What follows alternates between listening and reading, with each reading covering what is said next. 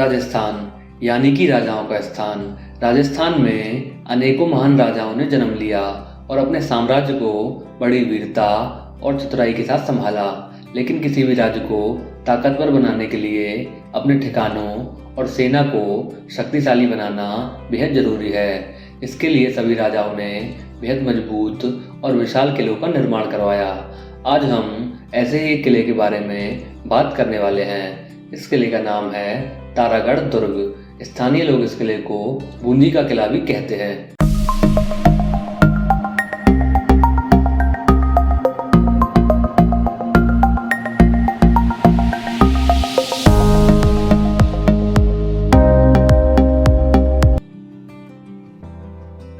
तारागढ़ दुर्ग अरावली पर्वत श्रृंखला की सबसे ऊंची पहाड़ियों में से एक नाग पहाड़ी पर स्थित एक बेहद आकर्षक और शक्तिशाली किला है।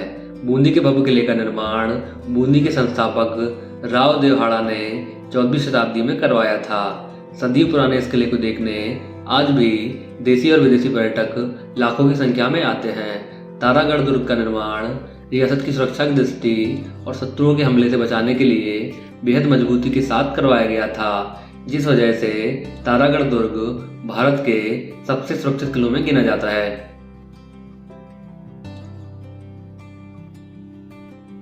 किले को बनवाने के लिए पहाड़ी पर ढलान बनाई गई थी। फिर पहाड़ी के सबसे ऊपरी सिरे पर किले का निर्माण किया गया था, जिससे दुश्मनों के लिए किले पर हमला कर पाना बेहद मुश्किल हो जाता था।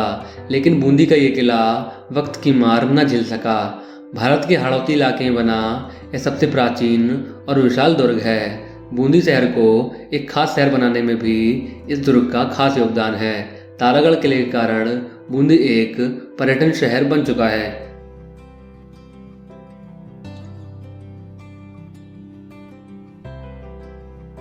राजा महाराजाओं की शान शौकत और समृद्ध रियासत का गवाह 700 वर्ष पुराना ये किला अब अपनी वृद्धावस्था में है। लेकिन फिर भी ये किला अपने चारों ओर सफ़ेद हवा लिए मिट्टी के ढेर पर पड़ी सोने की मोहर की तरह कीमती और मूल्यवान है। वर्तमान समय में हरी भरी पहाड़ियों और जंगली इलाके से घिरा यह दुर्ग मौजूदा दौर की उपेक्षा झेल रहा है। तारागढ़ दुर्ग कोटा से लगभग 39 किलोमीटर की दूरी पर स्थित है।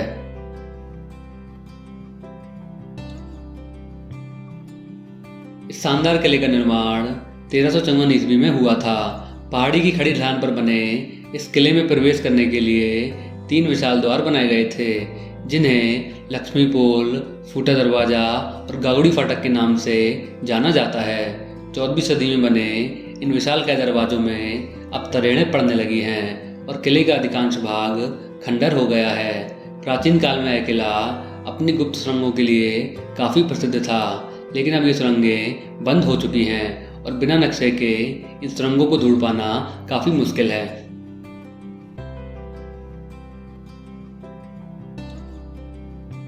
भीम बुर्ज पर गर्भ गुंजन नामक एक ऐसी तोप रखी हुई है जो शत्रुओं के छक्के छुड़ा देती थी। इस तोप की मारक क्षमता काफ़ी ज़्यादा थी, जिस वजह से शत्रु इसके सामने टिक नहीं पाते थे। आज भी यह तोप यहाँ रखी हुई है, लेकिन वर्तमान समय में यह सिर्फ प्रदर्शन की वस्तु बनकर रह गई है। कहा जाता है जब यह तोप चलती थी, इसकी भयावह गर्जना से आसमान में तेज आवाज़ गूंजती थी। इसी वजह से इस तोप का नाम गर्भगुंजन तोप पड़ा था।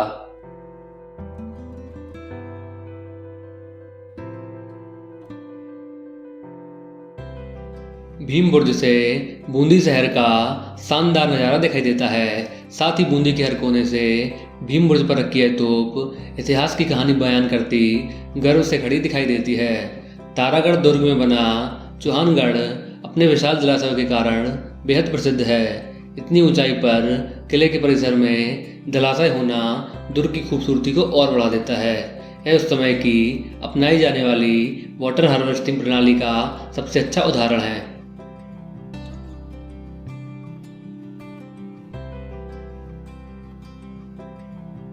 इन विशाल जलाशयों में बारिश के पानी को जमा किया जाता था और पानी की कमी होने पर प्रजा इस पानी का इस्तेमाल किया करती थी। जलाशयों का आधार चट्टानी होने के कारण पानी साल भर यहाँ एकत्र रहता था।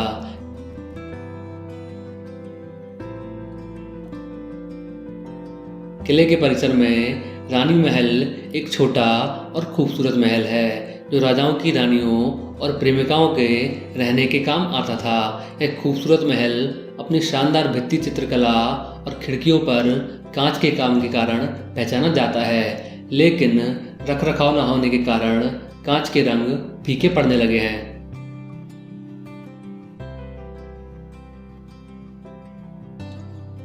परिसर में ही मिरान साहब की दरगाह भी है। मिरान साहब बूंदी दुर्ग में एक वफादार सिपाही थे। एक युद्ध के दौरान उन्होंने दुर्ग की रक्षा के लिए प्राणों की आहुति दे दी थी। उन्हीं की स्मृति में यह दरगाह बनाई गई थी। दुर्ग के रास्ते में ही सबसे शूरवीर राजपूत राजा पृथ्वीराज चौहान का स्मारक भी बना हुआ है। इस स्मारक का निर्माण चौहान राज की शूरवीरता को सम्मान देने के लिए कराया गया था। इस स्मारक को सप्ताह के 7 दिन सुबह 7 बजे से 9 बजे तक देखा जा सकता है।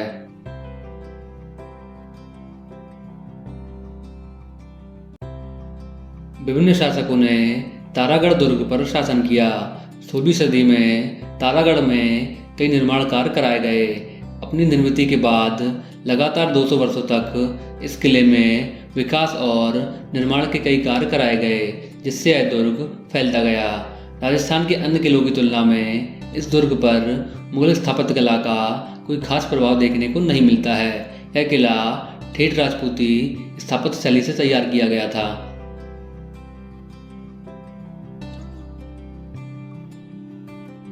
कई जगहों पर स्थापत्य में दर्शाए हाथी और कमल के फूल राजपूताना स्थापत्य शैली के ही प्रतीक हैं। एक खास बात और है जो इस किले को राजस्थान के अन्य किलों से अलग बनाती है।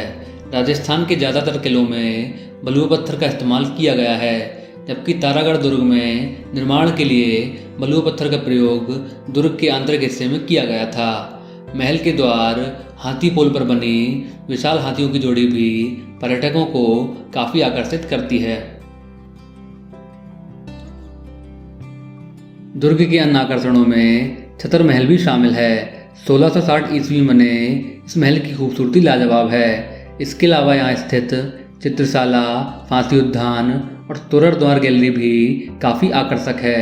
इन्हें 1748 से 1770 के बीच बनवाया गया था। इन स्थानों पर राजपूत चित्रकला शैली के भित्ति चित्र बहुत ही मनमोहक हैं।